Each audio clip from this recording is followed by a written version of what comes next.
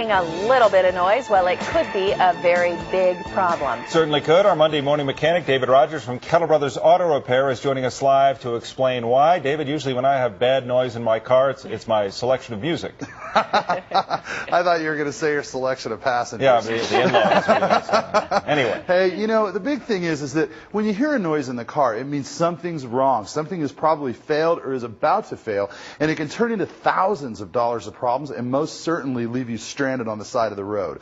Let me show you just a little something here. You know, what I have these are wheel bearings, and I know they're not very exciting sounding things, but this is basically how your wheel is going to turn. This is right in there, in between the wheel and the drive shaft, in between the wheel and the axle, excuse me.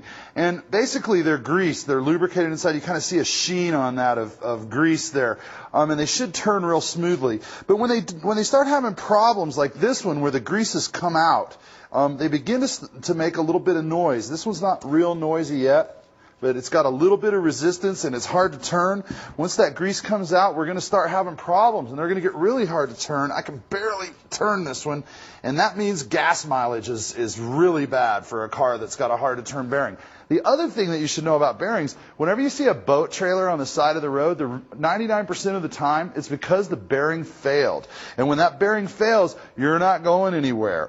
You know, here's one where the grease is gone, and I can show you it's getting rusty. You can kind of see that there's a little orangeness here in that rust, and it's coming apart there. When that begins to happen, you're not going anywhere. You're going to be trapped, and it's going to cost hundreds of dollars. Here's another one. These are full units. We can't just service them anymore. We used to be able to grease them, but you can kind of hear that noise. And basically what happens is you'll start hearing kind of a howling noise, and then the next thing that happens is something like this. And this is a four-wheel drive unit where the fluid got out of it. It's called a differential.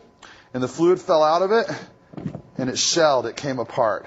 And this is thousands of dollars worth of repairs, all because of a noise. And you know, this thing, you can hear all that. And this thing was making a lot of racket, and nobody noticed it. When they came in to see me, they said, gee, I don't know, I think I'm having a brake problem. And they brought it in and absolutely hammered. This thing was not going anywhere. The big important lesson here is maintenance inspections and follow the advice of a certified technician. You know, I understand that people feel like when they go in for an oil change or they go in for a tire replacement and somebody says, hey, you need to change this fluid or you need to do this service, it feels like we're being sold something. If you don't trust the people that are giving you that advice, then you're going to the wrong place in the first place. The second thing is ask them to show you. Say, please show me what's going on. Let me see it and help me understand what's going to happen if I don't take care of it. You could save yourself thousands of bucks and a vacation. Well, let's talk about the other side of that. Sometimes people have the noise and they can't recreate the noise for the mechanic. That's the issue, and you get the feeling like I'm the dummy. The mechanic's looking at me like I have no idea what I'm doing. Well, there again, I'm going to tell you, first of all, any mechanic that would look at you funny because the noise can't be recreated or treat you like you're dumb is not a professional, and that person shouldn't be someone you ever go see again. Number two is that when you hear that noise, the mechanic should be able, in most cases, to take it out on the test drive and recreate it. So ask them some questions. You know, how far of a test drive do you take with the car? You know, what kind of effort are you going to put into it to recreate it?